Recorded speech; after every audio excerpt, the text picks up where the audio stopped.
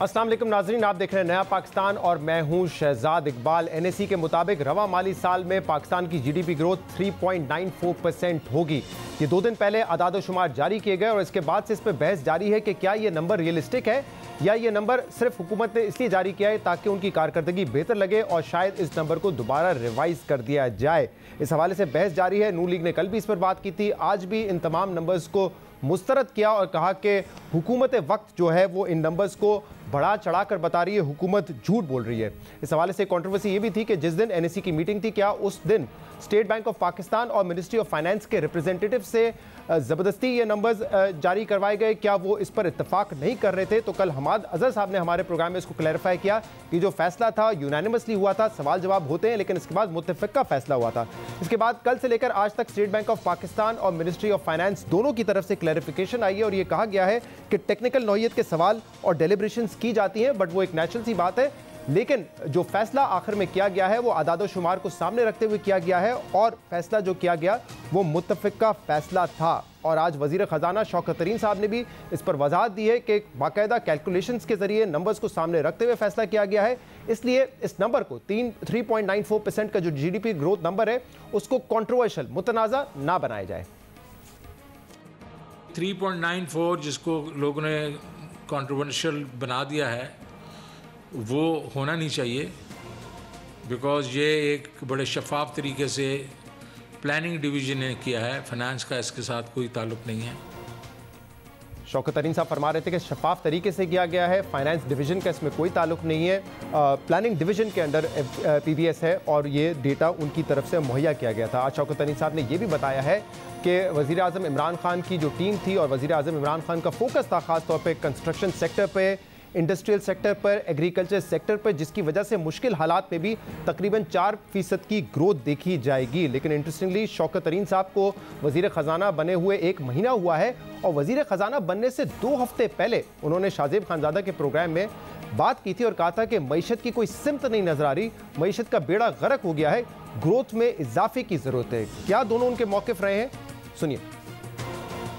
कोई सिमत नजर नहीं आ रही कि इकोनॉमी की साइड पे जा रही है। कैप्टन्स ऑफ द शिप है ना, जब तक वो मजबूत नहीं होंगे ये कश्ती आगे चलेगी नहीं। 13.25% पे आप इंटरेस्ट रेट लेके चले गए, चेंज रेट है उसको 165 पे लेके चले, तो आपने मईशत की तो बेड़ा गर्क ही करके रखी ना। हमने क्यों नहीं ठीक किया अपना 2.5 साल? और आप 14-15% ये 16% की अगर इन्वेस्टमेंट पे कर रहे हैं तो आपकी ग्रोथ जो है वो ज्यादा 4% ही हो सकती है। हमारी तो 16 भी नहीं है, हमने 14%, 13% के ऊपर है, तो वही हमारी 3-3.5 पे। प्रूडेंट पॉलिसीज जो थी प्राइम मिनिस्टर इमरान खान की कोविड पे, उसने हमें बचाया। इससे हम एक अच्छे तरीके से निकले। इस हुकूमत ने चंद टारगेटेड चीज़ों के ऊपर तवज्जो दी, हाउसिंग के ऊपर तवज्जो दी, एग्रीकल्चर पे तवज्जो दी, जो इंडस्ट्री थी स्पेशली एक्सपोर्ट इंडस्ट्री उस पर तवज्जो दी। स्टेबलाइजेशन के साथ साथ एक ग्रोथ भी आना शुरू हो गई है। शौकत तरीन साहब अब ये कह रहे हैं कि स्टेबलाइजेशन के साथ साथ ग्रोथ भी आना शुरू हो गई है। प्रूडेंट पॉलिसीज़ थी वज़ीर आज़म इमरान खान की। अब कुछ लोग ये भी सवाल उठा रहे हैं कि जो 4% की ग्रोथ अगर देखी गई है तो इस साल जो फाइनेंस मिनिस्टर थे वो डॉक्टर हफीज़ शेख साहब थे, उनको हटा दिया गया उनके ओहदे से। तो हफीज़ शेख साहब के हवाले से तो ये कहा गया था कि उनको जब फाइनेंस मिनिस्टर बनाया गया था तो हदफ ये था कि इस्तेकाम लाना है मईशत में, लेकिन अब क्योंकि ग्रोथ की ज़रूरत है तो इसलिए शौकत तरीन साहब का चुनाव किया गया है। इस हवाले से वज़ीर आज़म इमरान खान ने क्या कहा था, सुनिए। मैं आपको ये बता दूं कि फाइनेंस मिनिस्टर शौकत तरीन को मैंने सिर्फ 2 वजह से लेके आया हूँ। एक कि इनकी जिम्मेदारी है कि कीमतें नीचे लेके आएँ, इन्फ्लेशन को रोकें, कीमतें रोकें, और दूसरा कि ग्रोथ रेट बढ़ाएं, यानी हमारी इकॉनमी बढ़े ताकि लोगों को नौकरियाँ मिलें। वज़ीर आज़म इमरान खान का मौक़िफ़ था कि ग्रोथ बढ़ाने के लिए और इन्फ्लेशन को कंट्रोल करने के लिए शौकत तरीन को लेकर आए, लेकिन सवाल ये उठ रहा है कि अगर मुश्किल हालात में, मुश्किल IMF कंडीशन में डॉक्टर हफीज़ शेख साहब ने 4% की ग्रोथ अचीव की है, तो जब हालात मज़ीद बेहतर हो रहे हैं तो अगले आने वाले साल में शायद वो मज़ीद बेहतर परफॉर्म कर सकते थे, तो उनको क्यों निकाला है? तमाम इशूज़ पर बात करेंगे और इसके लिए हमें ज्वाइन किया है पाकिस्तान तहरीक इंसाफ के सीनियर रहनुमा और वफाकी वज़ीर हैं असद उमर साहब। असद साहब बहुत बहुत शुक्रिया वक्त देने के लिए। ये जो NSE के आदाद-ओ-शुमार है इस पर सवाल उठाए जा रहे हैं और उसकी 2 वजूहात हैं, मैं दोनों बारी बारी आपसे डिस्कस कर लेता हूँ। पहला तो एक मिसट्रस्ट है, कहते हैं कि पाकिस्तान तहरीक इंसाफ के पहले साल में पहले बताया गया कि GDP ग्रोथ 3.3% है और बाद में, और ये एक्चुअल नंबर था, और बाद में जब रिवाइज हुआ तो ये 1.9% था। इतना बड़ा डिफरेंस आमतौर पे आता नहीं है जब नंबर्स में एडजस्टमेंट होती है। अब ये इंपॉर्टेंट सवाल आपसे खासतौर पे इसलिए क्योंकि पहले साल तहरीक इंसाफ की हुकूमत में वजीर खजाना आप थे, तो ये पहला एतराज है। मिसट्रस्ट की वजह यह है कि नंबर्स पहले भी डाउनग्रेड किए गए थे।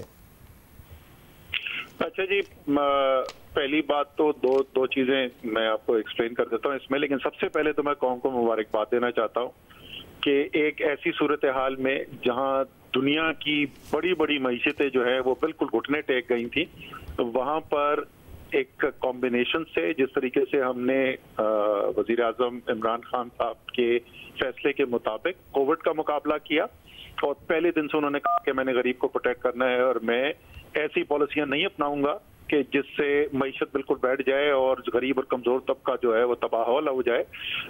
एक तो उसका फायदा आप देख रहे हैं, और दूसरा कि उसमें इकोनॉमिक पॉलिसी जो है फाइनेंस मिनिस्ट्री की तरफ से भी और सेंट्रल बैंक की तरफ से, स्टेट बैंक की तरफ से भी, दोनों ने जो एक्शंस लिए, और ये दोनों साइड के जो एक्शंस हैं, जो हमारी कोविड की जंग के अंदर फैसले किए गए और मईशत की जिस तरीके से हैंडलिंग की गई, इसकी आलमी सतह के ऊपर, पाकिस्तान के अंदर नहीं, आलमी सतह के ऊपर तारीफ की गई। लैरी समर्स, ओबामा के जो चीफ एडवाइजर रहे थे, इकोनॉमिक एडवाइजर, उन्होंने तारीफ की, बिल गेट्स ने की, वर्ल्ड हेल्थ ऑर्गेनाइजेशन ने की, वर्ल्ड इकोनॉमिक फोरम ने की, एटसेट्रा एटसेट्रा। पहली बात तो ये है कि जरा इसकी बेका कौम को मुबारकबाद दे दी जाए। अब आ जाए, आपने जो सवाल पूछा आदाद शुमार का, आपने सुना भी शौकत तरीन ने क्या कहा था। शौकत तरीन ने ये कहा था कि फाइनेंस का इससे कोई ताल्लुक नहीं है, ये प्लानिंग डिवीजन के तहत की गई है। ये प्लानिंग डिवीजन के तहत क्यों की जा रही है शहजाद? जिस वक्त मैं फाइनेंस मिनिस्टर बना ना, आप हमेशा हमारी तारीख में होता ये था कि फाइनेंस मिनिस्टर को अक्यूज किया जाता था कि क्योंकि शुमारियात का इदारा उसके नीचे है तो वो नंबर फजिंग की जाती है, और खुसूसी तौर पे हमारे एक वजीर खजाना जो माजी के गुजरे हैं उनका तो खास तौर पे जिक्र किया जाता था इसके लिए। तो मैंने वजीर आजम से रिक्वेस्ट की, मैंने कहा जी इसको मैं अपने नीचे किसी सूरत नहीं रखूंगा, इसको आप मूव करें किसी और मिनिस्ट्री के नीचे, और वो प्लानिंग के नीचे प्लेस किया गया। तो जो पहला साल आप मेरा पूछ रहे हैं, तो दोनों चीजें याद रखें, एक तो ये प्लानिंग करता है, फाइनेंस नहीं करता, और दूसरा 18 अप्रैल को मैं फाइनेंस मिनिस्ट्री से रिजाइन कर गया था, और जिस वक्त एस्टिमेटेड जीडीपी दिया गया उस वक्त मैं वजीर खजाना किया, मैं काबीना के अंदर नहीं था, तो मेरा उससे कोई ताल्लुक नहीं है। क्या फ्रैंकली मुझे तो याद भी नहीं है कि जो आप कह रहे हैं कि कितना जीडीपी ग्रोथ रेट उस वक्त एस्टिमेट दिया गया। दूसरा, ये तो खबरों में कल से है, शहबाज शरीफ साहब ने तनकीद की है, हर जगह ये बात हो रही है कि 3.3%, तो ये I am sure you are aware of these numbers कि 3.3% से 1.9% रिवाइज हुआ था, तो इतनी बड़ी अनोमली कैसे आ गई? मैं आपको मैं फ्रैंकली मैं आपसे सुन रहा हूँ, ये मैंने नहीं शहबाज शरीफ साहब की पूरी तकरीर सुनी थी, और इसका जो टीम है उससे हम बिल्कुल पूछ लेंगे कि क्या चेंज आई थी। But in any case as I said कि वो प्लानिंग डिवीजन के नीचे, और आज भी प्लानिंग। अब आप आ जाए जो इस साल के अंदर हुआ है। देखिए, आप महीनों से रिपोर्ट कर रहे हैं कि बड़ी सनतों की जो ग्रोथ है हमारी वो डबल डिजिट चल रही है, और वो large across the board revival है इंडस्ट्रियल सेक्टर का। महीनों से हर महीने ये खबर आती जा रही है। पाकिस्तान की ज़राअत की 5 सबसे बड़ी फसलें जो होती हैं वो गंदम, चावल, गन्ना, कपास और मकई है। गंदम रिकॉर्ड फसल, कपास रिकॉर्ड फसल, मकई रिकॉर्ड फसल, गन्ना रिकॉर्ड फसल, कपास खराब हुई है, बहुत खराब हुई है। 5 में से 4 बम्पर क्रॉप्स हुई हैं मेजर क्रॉप्स के अंदर। यार मईशत ग्रोथ नहीं करेगी तो और क्या दिखाएगी? और जाहिर है जो आपका सर्विसेज सेक्टर जो सबसे बड़ा सेक्टर है वो डायरेक्टली लिंक्ड होता है प्रोडक्टिव सेक्टर से। जो बड़े मैंने दोनों सेक्टर्स आपको बता दिए, सनत भी और ज़राअत भी, उसके अंदर जो ग्रोथ हमें नजर आती रही है। और किसी मुस्लिम लीग नून के लीडर ने पिछले 6 महीने में अगर एक दफा भी ये बोला हो कि ये जो ग्रोथ नजर आ रही है सनत के अंदर या ज़राअत के अंदर जो फसलों के नंबर है ये ठीक नहीं है तो मुझे बता दीजिए। अच्छा साहब, इसमें सवाल ये है कि ये जो आप बता रहे हैं कि लार्ज स्केल मैन्युफैक्चरिंग के नंबर्स एक अरसे से रिपोर्ट किए जा रहे हैं, एक तो टोटल जो इंडस्ट्रियल सेक्टर का कंट्रीब्यूशन जीडीपी में है वो 20% है, उसमें एलएसएम एक हिस्सा है, तो उसकी ग्रोथ ओवरऑल ग्रोथ को एक हद तक इंपैक्ट कर सकती है। लेकिन मैं आपको वही तो समझा रहा था सर, सुन लेना, इंडस्ट्री इज 20% और ज़राअत इज 20%, दोनों 20-20% है, ये 40% है। लेकिन 50% से ज्यादा जो सर्विस सेक्टर है वो डायरेक्टली इसी से रिलेट करता है। जब ज्यादा गंदम कटेगी तो ट्रॉलियां ज्यादा चलेंगी, ट्रक ज्यादा चलेंगे, डिस्ट्रीब्यूशन ज्यादा होगी, होलसेल और रिटेल ट्रेड ज्यादा होगा, ज्यादा बिकेगी, एंड बाकी तमाम सेक्टर्स इसी तरीके से। अच्छा असद साहब, लेकिन इशू इसमें ये आ रहा है कि एक महीने पहले वफाकी काबीना ने medium term budget strategy approve की है और उसमें जो IMF को भी आप लोगों ने प्रेजेंट किया है वहां पे जीडीपी ग्रोथ 2.9% है। तो एक महीने में आदाद शुमार इस हद तक कैसे बदल सकते हैं कि ग्रोथ में 1% का इजाफा प्रोजेक्ट किया जा रहा है? वो जो है बजट स्ट्रेटजी पेपर जो है वो फाइनेंस मिनिस्ट्री बनाती है और वो जो है वो नेशनल अकाउंट्स की बाकायदा कैलकुलेशन के जरिए नहीं आता। अब तरह से इधर बात कर लें कि ये नंबर बनाए किसने हैं, तो प्लानिंग डिवीजन के नीचे तो है, नंबर बनाए किसने हैं?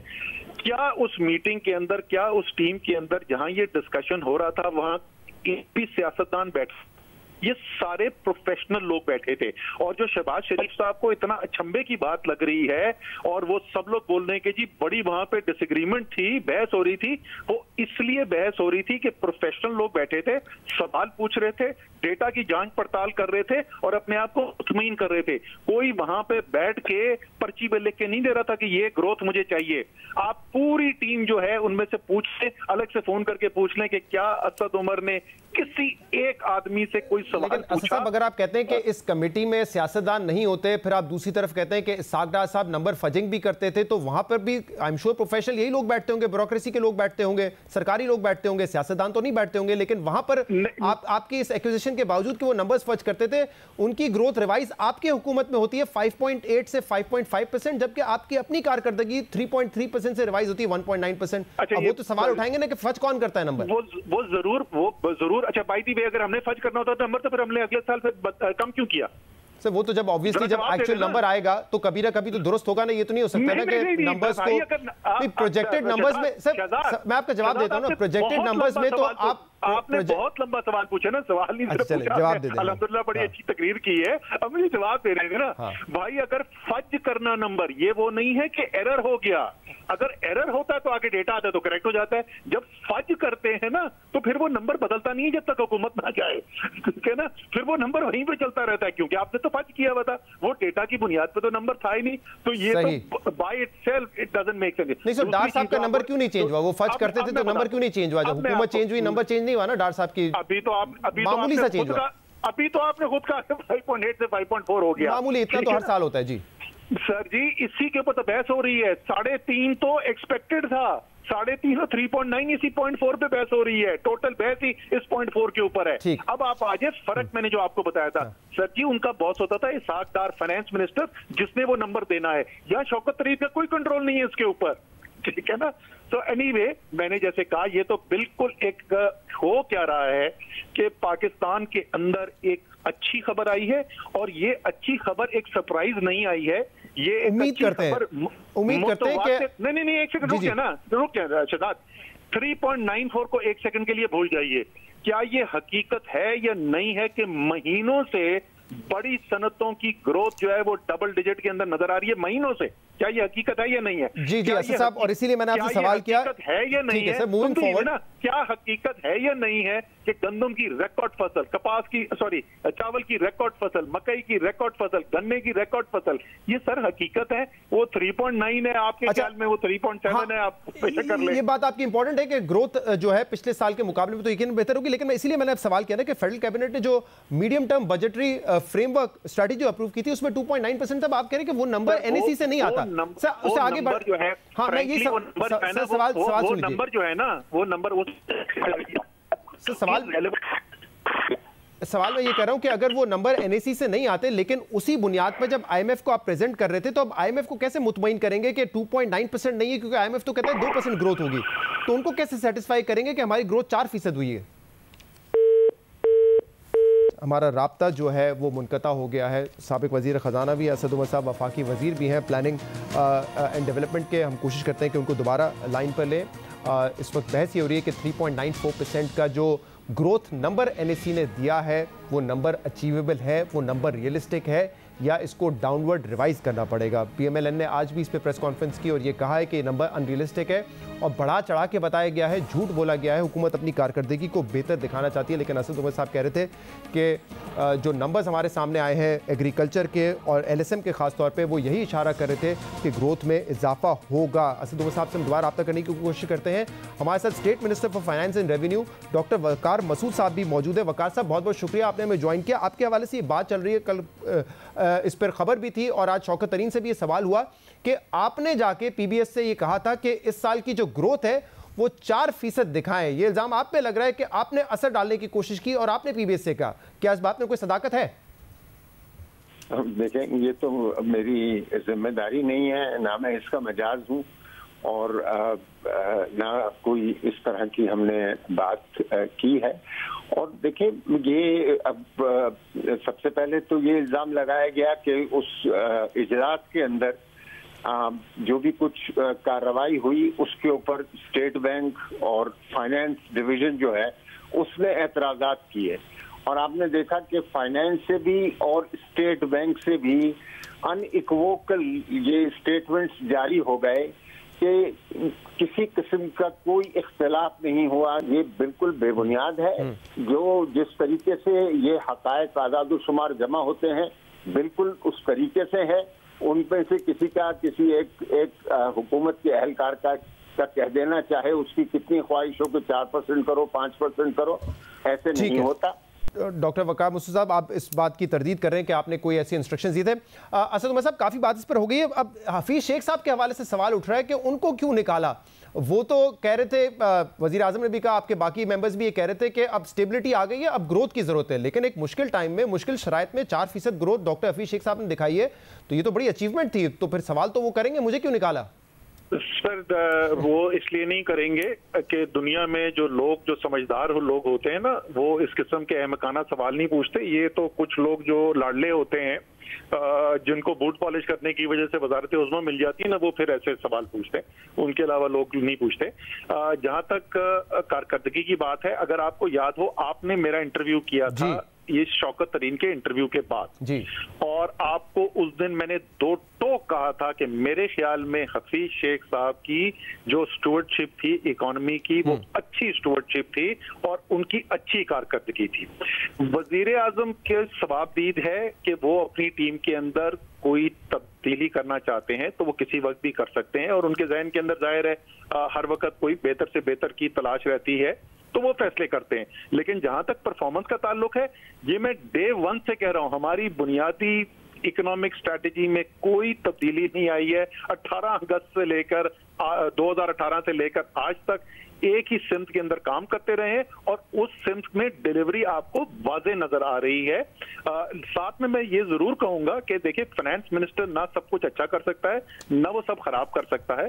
फॉर एग्जांपल, ये जो फसलें अच्छी हो रही हैं तो उसका मतलब कि सूबों के अंदर भी और एग्रीकल्चर मिनिस्ट्री में भी अच्छे फैसले हुए होंगे, इंडस्ट्रीज मिनिस्ट्री ने अच्छा काम किया होगा, एक्सपोर्ट जो है वो 7 साल के अंदर सबसे बेहतर एक्सपोर्ट ग्रोथ हो रही है, इसका मतलब कॉमर्स मिनिस्ट्री भी कोई अच्छा काम करी होगी। तो पूरी टीम की डिलीवरी है। असद साहब, उस शो में आपने ये भी कहा था कि मैं शौकत तरीन साहब के तज्जिए से इत्तेफाक नहीं करता और जब कैबिनेट मीटिंग होगी मैं उनसे डिस्कस करूंगा, इस पर उनसे आर्गूमेंट करूंगा। तो आज जो उनका मौक़िफ़ बदला है कि बड़ी प्रूडेंट पॉलिसी थी वज़ीर आज़म इमरान खान की, उनकी टीम की, स्पेसिफिक एरियाज पे फोकस किया, ये आपके बात करने के बाद हुआ है या उन्होंने खुद ही अंदाजा लगा लिया कि यार मैं गलत था? मेरे ख्याल में पिछले 1 माह के अंदर जब उन्होंने करीब से सारे नंबर्स देखे हैं और उन्होंने स्ट्रैटेजी को भी देखा है, तो उसके जो मजबूत पहलू हैं वो उनसे कन्विंस हुए हैं, तो इसलिए तो बहस की जरूरत नहीं पड़ी। अच्छा, कोरोना के हवाले से इंपॉर्टेंट सवाल यह है, एक तो ये बताइएगा कि हम पिछले 2-3 दिन से देख रहे हैं कि पंजाब में जो नंबर है पॉजिटिविटी रेट का वो नीचे जा रहा है, सिंध में और बिलखसूस कराची में ये नंबर बढ़ रहा है, इसकी वजह क्या है? और दूसरा, आज मुराद अली शाह साहब ने ये बताया है कि कराची में अस्पतालों में जगह कम पड़ गई है, जगह भर गई है, इसीलिए हमें दोबारा एक्सपो सेंटर में बेड्स लगाने पड़ेंगे। क्या NCOC का डेटा भी यही रिफ्लेक्ट करता है और वजह क्या है कि पंजाब में केसेस कम हो रहे हैं लेकिन सिंध में और कराची में बढ़ रहे हैं? देखिए, इसकी पहली बात तो ये हकीकत है, सिर्फ पंजाब नहीं, पंजाब में भी कम हो रहे हैं, KP में भी कम हो रहे हैं, इस्लामाबाद में, आज़ाद कश्मीर में, हर जगह कम हो रहे हैं। हमारा शुमाल है और यहाँ सिंध के अंदर हमारे बढ़े, इवन बलूचिस्तान में कमी होनी शुरू हो गई है। उसकी 2 वजूहात हैं। एक वजह तो ये है कि जो UK वेरिएंट था वो पहले शुमाली हमारे जो सूबे हैं वहां पर आया, और ये अगर आपको याद हो पहले भी हमने बताया था कि सिंध में निस्बतन कम आया हुआ था और वो आहिस्ता आहिस्ता बढ़ना था, इसलिए हमने बार बार ये इस बात की आगाही की कि एक्शंस लेने की जरूरत है। दूसरा, जो इन्फोर्समेंट के नंबर थे वो अगर आपको याद हो वो हमने पब्लिकली शेयर भी किए थे, तो उसके अंदर मेरे ख्याल में सिंध के अंदर बेहतरी की अभी बहुत गुंजाइश है, और अगर इन्फोर्समेंट एफर्ट बेहतर होगा तो जैसे हमने देखा है पाकिस्तान के अंदर उससे फिर बेहतरी आती है। अस्पतालों के अंदर डेफिनेटली बढ़ी है, तादाद बढ़ी है और बर वक्त फैसले करने की जरूरत है। अभी ऐसी सूरत हाल नहीं है कि अस्पताल में बेड्स खत्म हो गए, लेकिन अगर वजीर आला ये कह रहे हैं कि उनको एक्शंस लेने की जरूरत है ताकि ऐसी सूरत हाल ना पैदा हो, तो वो ठीक सोच है। ठीक सोच है। अच्छा, आज ये भी खबर आई, क्योंकि अब हज का टाइम करीब है, तो एक तो सऊदी अरब ने अपनी पॉलिसी को वाजे करना है, लेकिन दूसरा ये खबर आ रही है कि वो जो वैक्सीनेशन अलाउ कर रहे हैं वो ज़्यादा अमेरिकन वैक्सीनेशन है जो कि पाकिस्तान में दस्तयाब नहीं है। तो अगर पाकिस्तान का कोटा रखा भी जाता है, गैर मुल्कियों को इजाज़त होती है वहाँ पे हज करने की, तो फिर क्या होगा? पाकिस्तानी कोई भी नहीं जा सकेगा अगर परमिशन नहीं होगी, वैक्सीनेशन को अलाउ नहीं करेंगे? देखिए, पहली बात तो मैं ये कहूंगा कि मुझे ऑफिशियली नहीं पता कि ये वाकई में ऐसा है या नहीं है। हमारे पास भी ऐसी रिपोर्ट्स आ रही हैं। हमने फॉरेन मिनिस्ट्री से कहा है कि इस इशू को पहले टेकअप किया जाए। इशू सिर्फ पाकिस्तान का नहीं है। इस वक्त दुनिया में सबसे बड़ा वैक्सीन का सप्लायर, एक्सपोर्टर जो है वो चाइना है, और by far in fact the biggest exporter दुनिया के अंदर कोविड की वैक्सीन जो है उसका चाइना है। तो अगर चाइनीज वैक्सीन नहीं एक्सेप्टेबल होगी तो वो सिर्फ पाकिस्तान नहीं, वो तो फिर दर्जनों ममालिक के लिए मुश्किलात पैदा होंगी। इसी तरीके से देखिए, साइनोफार्म जो है वो चाइनीज वैक्सीन, वो अब तो वर्ल्ड हेल्थ ऑर्गेनाइजेशन की भी अप्रूव लिस्ट पे आ गई है। यूएई के अंदर बड़ी तादाद में साइनोफार्म लगाई गई है। सो उम्मीद है कि ऐसी बंदिश कोई वे आउट निकल आएगा। बहुत बहुत शुक्रिया। वफाकी वजीर असद उमर साहब हमारे साथ मौजूद थे। एक ब्रेक शामिल करेंगे, इंडिपेंडेंट पॉइंट ऑफ व्यू लेते हैं इन नंबर्स के हवाले से, और मईशत की सिमत क्या दुरुस्त नजर आ रही है, इस पर बात करेंगे ब्रेक बाद।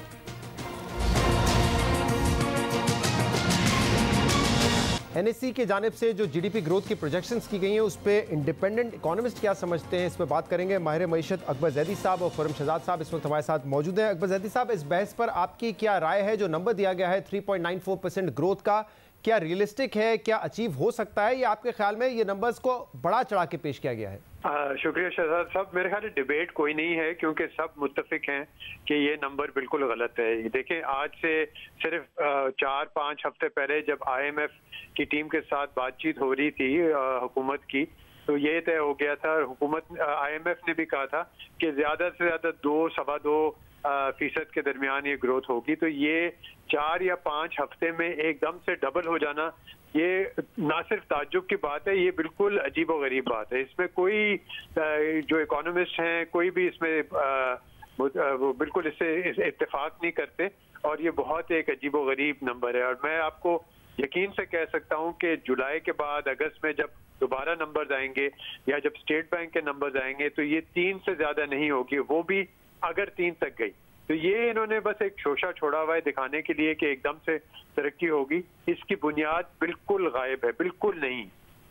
इस हवाले से हुकूमत का जो नुक्ता नजर है वो ये है कि हमने 1 महीने पहले 2.9% की ग्रोथ फोरकास्ट दी थी जब हम मीडियम टर्म बजटरी फ्रेमवर्क बना रहे थे, लेकिन उसके बाद रबी क्रॉप में जो वीट के नंबर्स आए हैं, सर्विसेज सेक्टर में जो परफॉर्मेंस है वो हमारे अंदाजों के मुताबिक बेहतर हुई है, ये जस्टिफिकेशन दे रहे हैं। जी, वो बात उनकी सही है, लेकिन इसमें 2-3 चीजें आ जाती हैं। एक तो ये पूरे साल की परफॉर्मेंस है, और ये पिछले 2 हफ्तों की नहीं है, 3 हफ्ते की नहीं है। अगर आप देखें, जहां लॉकडाउन हुआ है जो अभी तक चल रहा है पूरे पंजाब में और इधर सिंध में खास तौर पे बड़ी सख्ती से लॉकडाउन है। जब आपकी ट्रांसपोर्ट कम्युनिकेशंस नहीं चल रही, ये रुकी हुई हैं। अगर आप देखें मसलन खास तौर पे कपास की फसल जो है जो एक इतना अहम रोल अदा करती है, वो तकरीबन आधी कम हुई है। 13-14 मिलियन बेल से मेरे ख्याल 7-7.5-8 मिलियन बेल तक उसमें कमी आई है। जब आपकी इंडस्ट्री बैठी हुई है तो देखें, इसमें आदादो शुमार अपनी जगह, लेकिन इसमें पहली चीज आदादो शुमार को सामने रखते हुए उस तरफ पहुंचने तक आपको कुछ लॉजिक इस्तेमाल करनी पड़ेगी। आपका मुल्क बंद रहा है बहुत अरसे से, सिर्फ चंद 9-10 महीने से नहीं, 1.5 साल से बंद रहा है। तो उसके बाद अगर उसमें थोड़ा बहुत खुला भी था बीच में, फिर दोबारा लॉकडाउन हो गया, फिर बंद हो गया। तो ये बिल्कुल अजीब व गरीब बात है। और ये बता रहे हैं एग्रीकल्चर में बहुत ग्रोथ हुई है, बहुत अच्छी बात है, क्योंकि हम गंदम जो है इम्पोर्ट करते आए हैं इतने अरसे से। तो ये 2 हफ्ते में एकदम सूरत हाल नहीं बदल सकती। अगर इसमें पहले से कुछ इशारे मिल रहे होते कि इस तरफ जा रहे हैं तो फिर बाद में इसमें कुछ हकीकत हो सकती थी। लेकिन मैं एज एन इकोनॉमिस्ट आपको कह सकता हूँ ये सवाल ही नहीं पैदा होता कि ये हो सकता है। खुर्रम साहब, आपका क्या नुक्ता नजर है? IMF ने अपनी जो फोरकास्ट थी जीडीपी ग्रोथ की उसको 1.5 से 2% तक बढ़ाया, और फिर जैसे कि मीडियम बजटरी फ्रेमवर्क जो कि काबीना ने पास किया पिछले महीने, उसमें उन्होंने कहा 2.9% है। स्टेट बैंक ऑफ पाकिस्तान ने भी 3 महीने पहले कहा था कि 3% के आसपास ग्रोथ होगी। अब हुकूमत का ये कहना, NSE का ये कहना कि ग्रोथ रेट 4% के आसपास होगा। रियलिस्टिक लगता है आपको, या जैसे अकबर साहब कह रहे हैं कि आगे जाके उनको लग रहा है कि ये दोबारा डाउनवर्ड रिवाइज करेंगे इसको?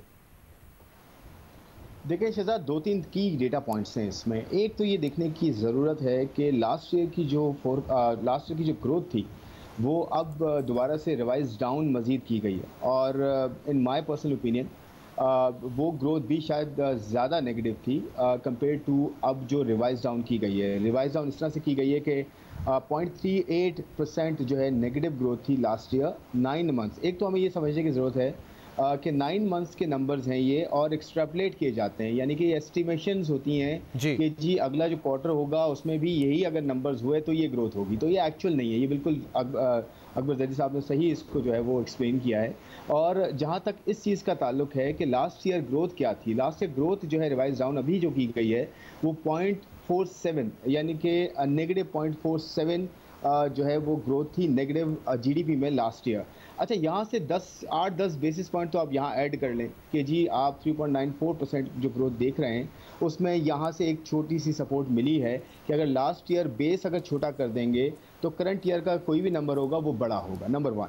दूसरी बात यह है कि आप ये देखें कि कंट्रीब्यूशन किस सेक्टर का कितना आया है। ये बिल्कुल सरप्राइजिंग चीज़ है कि एग्रीकल्चर में ग्रोथ आई है। लोग ये सरप्राइज समझ रहे थे मैन्युफैक्चरिंग से आएगी, ये एक्चुअली एग्रीकल्चर से आई है। तो एग्रीकल्चर में भी जैसे उन्होंने कहा कि कॉटन तो आधी से ज़्यादा डाउन थी और कॉटन गिरिंग में भी बहुत ज़्यादा जो है वो डिक्लाइन नजर आया।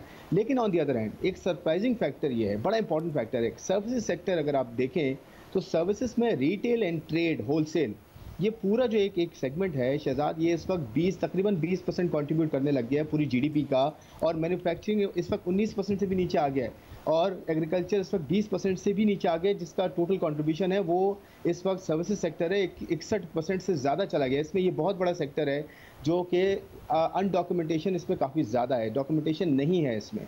यहाँ का नंबर अगर आप देखें तो 1.4% यानी कि आउट ऑफ 3.9% 1.5% तो सिर्फ रिटेल्स और होलसेल ट्रेड से आ गया नंबर। तो ये थोड़ा सा इसको देखना होगा कि क्यों इस तरह से इतना बड़ा नंबर यहाँ से आया है।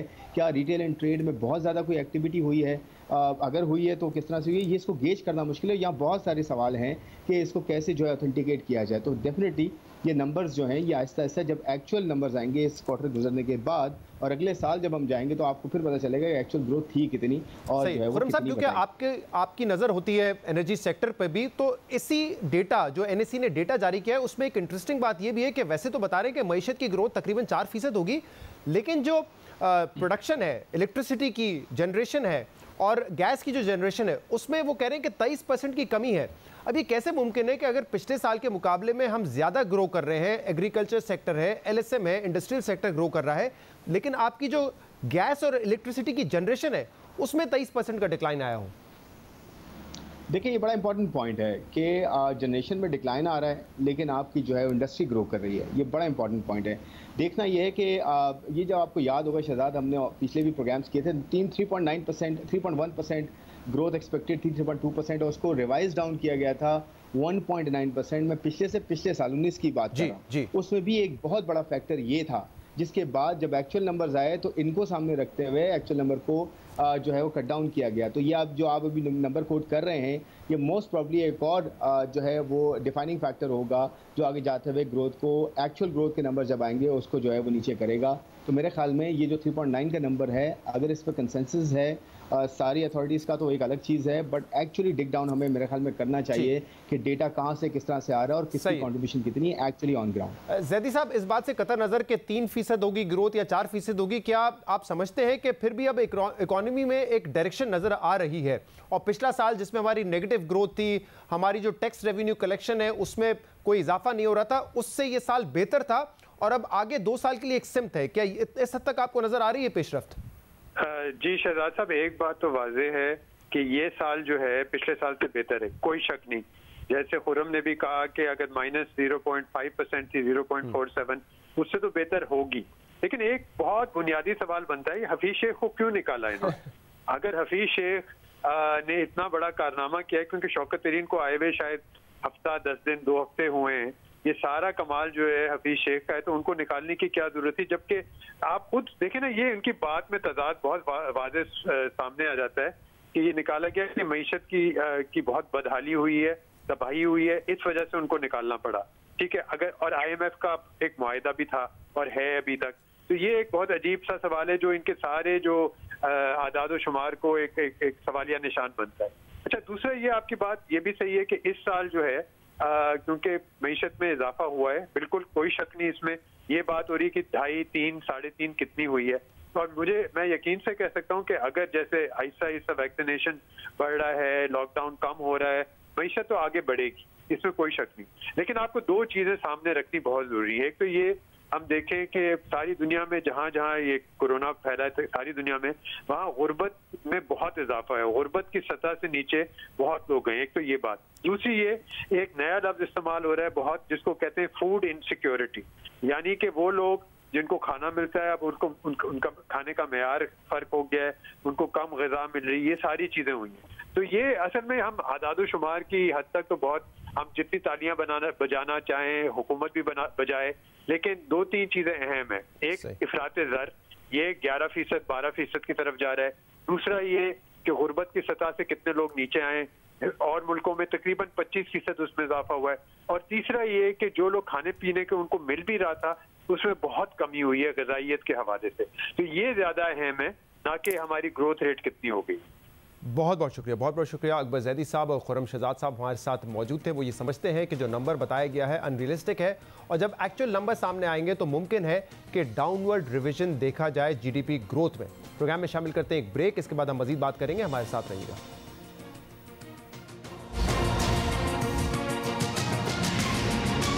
वज़ीर आज़म इमरान खान ने यह वाज़ेह कर दिया है कि उनकी हुकूमत जाती है तो जाए, लेकिन NRO किसी को नहीं दिया जाएगा। ये वो जुमला है जो वज़ीर आज़म इमरान खान कई मरतबा कह चुके हैं, लेकिन पहले वो बात करते थे अपने मुखालफिन के हवाले से। फ़र्क यह है कि अब वो पैगाम दे रहे हैं अपनी पार्टी के लोगों को भी कि हुकूमत जाती है तो जाए, लेकिन NRO नहीं मिलेगा। इसके साथ वज़ीर आज़म बाई इलेक्शंस की परफॉर्मेंस से भी मायूस हैं और वो समझते हैं कि पार्टी की नाक़िस कारकर्दगी की वजह से इलेक्शन हारे हैं, पार्टी की जो इलेक्शन की कारकर्दगी थी उस वजह से हारे हैं।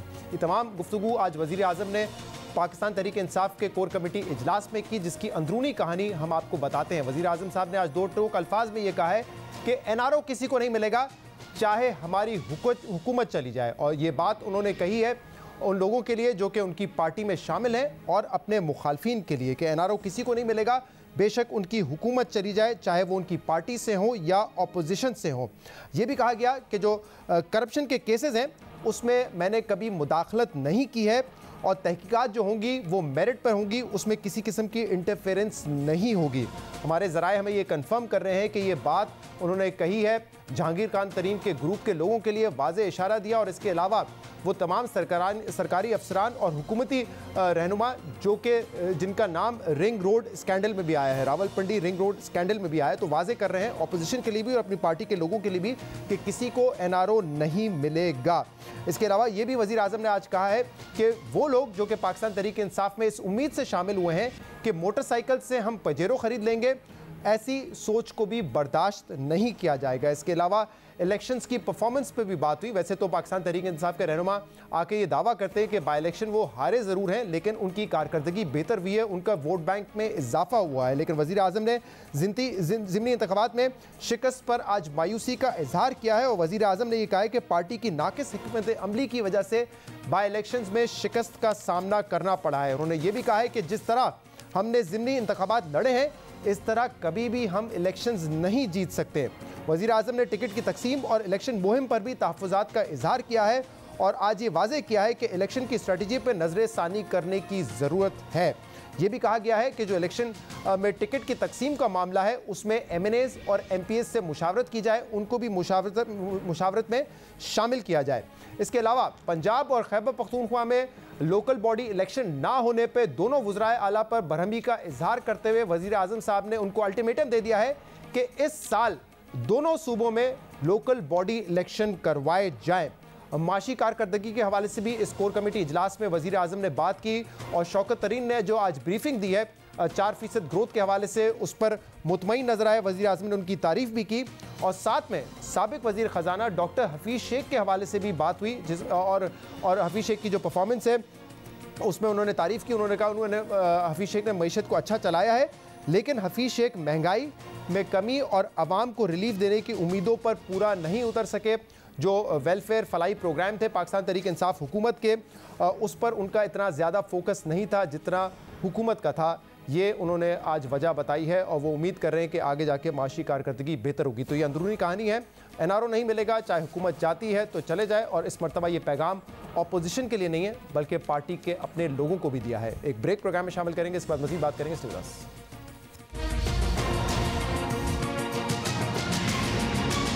नून लीग के सदर और लीडर ऑफ द ऑपोजिशन कौमी असेंबली में शहबाज शरीफ साहब ने कल दावत दी है पार्लिमानी लीडर्स को, जो ऑपोजिशन के पार्लिमानी लीडर्स हैं, और पाकिस्तान पीपल्स पार्टी को भी उन्होंने इशाइये की दावत दी है। बिलावल भुट्टो ज़रदारी और आसिफ अली ज़रदारी साहब को ये दावत दी गई थी। अब अहम सवाल यह है कि क्या पाकिस्तान पीपल्स पार्टी इस इशाइये में शिरकत करेगी या नहीं करेगी, और अगर शिरकत करेगी तो इसके बाद क्या उनकी पीडीएम में दोबारा शमूलियत के हवाले से भी दरवाजे खुल जाएंगे या नहीं खुल जाएंगे। इस हवाले से बहस हो रही थी और रिसेंटली शाहिद खाकान अब्बासी साहब ने यह राय दी थी कि वो वापस आ सकते हैं, लेकिन जो कदम उन्होंने उठाया था यूसुफ रजा गिलानी को सेनेट में लीडर ऑफ द ऑपोजिशन बनाने के हवाले से, उस पर उनको वजाहत देनी पड़ेगी। क्या ये हम तवक्को करें कि ईद के बाद पीडीएम की जो नाराज़ पार्टियां वो वापस आ जाएंगी? नहीं, बिल्कुल ऐसी तवक्को मत करें। क्यों? क्योंकि नाराज़गी कोई ज़ाती नहीं है, नाराज़गी एक असूल तोड़ने पर है।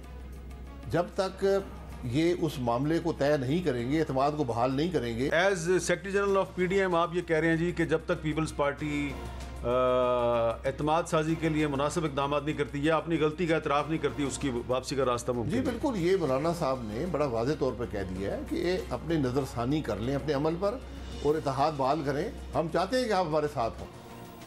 तो अब्बासी साहब कह रहे थे कि जब तक मामला तय नहीं होता तवक्को ना की जाए कि पीपल्स पार्टी की पीडीएम में वापसी होगी। दूसरी तरफ पीपल्स पार्टी का ये शिकवा है कि हमें शो कॉज नोटिस किस बात पे दिया गया और इस बात की माफ़ी मांगी जाए, फिर पीडीएम में दोबारा वापसी का फैसला हो सकता है। सियासत इज्जत और बराबरी के साथ किया जाता है और इत्तेहाद की सियासत भी इज्जत और बराबरी के साथ किया जाता है। The Pakistan People's Party Central Executive Committee demands an unconditional apology to the Awami National Party and the Pakistan People's Party for this obnoxious conduct. And there is no concept of show cause notices in democratic movements. तो दोनों party के मौक़िफ़ बड़े वाज़े हैं, लेकिन एक फ़र्क यह है कि अब शहबाज शरीफ साहब जेल से बाहर आ गए हैं और उन्होंने दावत दी है पीपल्स पार्टी को। इस पर बात करने के लिए हमारे साथ पीपल्स पार्टी के सीनियर रहनुमा और सेनेट के साबिक चेयरमैन मौजूद हैं नैयर बुखारी साहब। नैयर साहब, बहुत बहुत शुक्रिया, आपने हमें ज्वाइन किया। नैयर साहब, फैसला कर लिया है कि कल जो इशाइये की दावत दी गई है पाकिस्तान पीपल्स पार्टी को, क्या पीपल्स पार्टी उसमें शिरकत करेगी और क्या बिलावल भुट्टो साहब खुद जाएंगे? शुक्रिया। देखिए, इसको प्रॉबेबली इसको मिक्सअप किया जा रहा है कि ये कोई पीडीएम की दावत है, ये leader of opposition in the national assembly की दावत है और लीडर ऑफ अपोजिशन बनाने में पाकिस्तान पीपल्स पार्टी का अपना रोल था शहबाज शरीफ साहब के लिए जी। हमने इनको सपोर्ट किया, इनको वोट किया और वो लीडर ऑफ अपोजिशन है। और शहबाज शरीफ साहब उस कैपेसिटी में उन्होंने इन्वाइट किया पार्लियामेंट्री पार्टी लीडर्स को, क्योंकि चेयरमैन साहब बैरून मुल्क हैं और एक्सपेक्टेड थे कि वो तशरीफ़ लाएंगे, डिसीजन वो ही करेंगे और इसको मिक्सअप ना किया जाए पीडीएम की मीटिंग के साथ जी। बिल्कुल पार्लियामान में हम बिल्कुल मानते हैं कि शहबाज शरीफ साहब लीडर ऑफ अपोजिशन है और हमारा मौक़िफ़ भी यही रहा कि अपोजिशन को यूनाइटेड होकर चलना चाहिए और उसकी क़यादत आज अपोजिशन की पार्लियामान में बिलखुसूस नेशनल असेंबली में मियां शहबाज शरीफ साहब के पास है। सही। तो बुखारी साहब, अब तक फैसला नहीं हुआ है, आप कह रहे हैं कि बिलावल साहब ने अभी फैसला करना है कि पीपल्स पार्टी इसमें शिरकत करेगी या नहीं करेगी? बिलावल भुट्टो साहब अपने एक निजी दौरे में बैरून मुल्क हैं, वो तशरीफ़ लाएंगे, आज मोस्ट प्रोबेबली वो पहुँच जाए या कल सुबह पहुँच जाए और फिर वो डिसाइड करेंगे। लेकिन इसको फिर भी आप ये ज़रूर ध्यान में रखें कि ये पार्लियामान के अंदर जो लीडर ऑफ अपोजिशन है उसकी इन्विटेशन है जी। ये इन्विटेशन कोई पीडीएम की जानिब से नहीं है, पीडीएम इशू डिस्कस करने के लिए नहीं है। ये मैंने वाज़े भी किया अपने इंट्रोडक्शन में। लेकिन नैयर बुखारी साहब, आप लोगों का एक मौक़िफ़ ये भी था कि अगर पीएमएलएन यूसुफ रजा गिलानी साहब को सेनेट में लीडर ऑफ द ऑपोजिशन नहीं मानती तो हम फिर कौमी असेंबली में शहबाज शरीफ साहब को भी लीडर ऑफ द ऑपोजिशन नहीं मानेंगे। तो वो तो नहीं तस्लीम करते गिलानी साहब को लीडर ऑफ द ऑपोजिशन, लेकिन आप तस्लीम कर रहे हैं और इसीलिए इम्कान है कि आप कल इशाइये में जाएंगे। देखिए, हमने अभी तक वो जो बात कही थी वो हमारे एक पार्टी के मेंबर्स ने बात कही थी, लेकिन इस पे हमने अभी डिस्कशन नहीं की कि हम उनको मानते हैं कि नहीं मानते हैं। ऑब्वियसली वो सीसी हमारी फैसला करेगी। और कल के जो मामलात मैं फिर वाज़ेह कर देना चाहता हूँ कि ये पीडीएम का इशू नहीं है। ये जो इन्विटेशन है लीडर ऑफ अपोजिशन की जानिब से, वो चेयरमैन जो ही पाकिस्तान पहुंचते हैं वो कंसल्टेशन कर लेंगे अपनी। सर, आपका ये नुक्ता सुन लिया है अवाम ने, फैसला कर लेंगे। बुखारी साहब, लेकिन ये बताइए कल की मीटिंग से दरवाजे तो खुल सकते हैं पीडीएम के लिए। आप लोग उम्मीद कर रहे हैं कि जो माजी में दोनों पार्टीज की पोजीशन थी, यानी कि नून लीग का ये कहना कि आप पहले वजाहत दें अपने इस इकदाम की, और पीपल्स पार्टी का ये कहना कि नहीं पहले आप माफ़ी मांगे फिर बात आगे बढ़ेगी, उसमें कोई तब्दीली आई है खासतौर पर शहबाज शरीफ साहब की एंट्री के बाद? क्योंकि उस वक्त तो शहबाज शरीफ साहब जेल में थे, शहबाज शरीफ साहब मुफाहमत चाहते हैं, अब वो बाहर आ गए, तो कोई तब्दीली आई है इस पोजीशन में दोनों पार्टीज की? वो देखना पड़ेगा कि शहबाज शरीफ साहब क्या रोल अदा करते हैं, मफाहमत के लिए वो क्या तजवीज़ सामने लेके आते हैं। हमारा मौक़िफ़ आज ये भी है कि ना तो किसी के पास इख्तियार था हमें पीडीएम से निकालने का, ना ये मैंडेट सेक्रेटरी जनरल पीडीएम के पास है, ना ही वो उनके प्रेसिडेंट के पास है, क्योंकि पीडीएम की बुनियाद पाकिस्तान पीपल्स पार्टी की एपीसी में रखी गई थी। और हमारा ऑब्जेक्ट ये था कि हमने इस मौजूदा हुकूमत से निजात कैसे हासिल करनी है, इनकी बैड गवर्नेंस से, इनकी नाअहली से। अब बात यह है कि हमारा ऑब्जेक्ट तो अभी भी यही है, और हम चाहते हैं कि जो अपोजिशन की जमातें हैं, जो हम सिग्नेटरी हैं उस चार्टर के, उस पर अमल दरामद करें। ये जो इशू लीडर ऑफ अपोजिशन का था, ये हमारे जो नुमाइंदे थे उन्होंने कहा था कि हमने इसको ओपन रखा था, हमने कभी भी एग्री नहीं किया था कि ये नून को मिले। जो राजा परेशर साहब वहाँ मौजूद थे उस मीटिंग में। बहरहाल ये इशू बजाय शो काज नोटिस जारी करने के, ये बैठ के रिजॉल्व हो सकता है। बहुत बहुत शुक्रिया। नईर बुखारी साहब हमारे साथ मौजूद थे, कह रहे थे कि बिलावल भुट्टो ज़रदारी साहब जब वतन वापस आएंगे तो वो फैसला करेंगे कि कल leader of the opposition Shahbaz Sharif के इशारे में शिरकत करनी है या नहीं करनी। और उन्होंने वाज़ेह किया है कि ये पीडीएम का इजलास नहीं है, उन्होंने पार्लियामेंट्री लीडर्स को दावत दी है, ये उसका इजलास है और फैसला बिलावल भुट्टो ज़रदारी साहब करेंगे। आज के प्रोग्राम में इतना ही। शो से इजाज़त दीजिए, अल्लाह हाफ़िज़।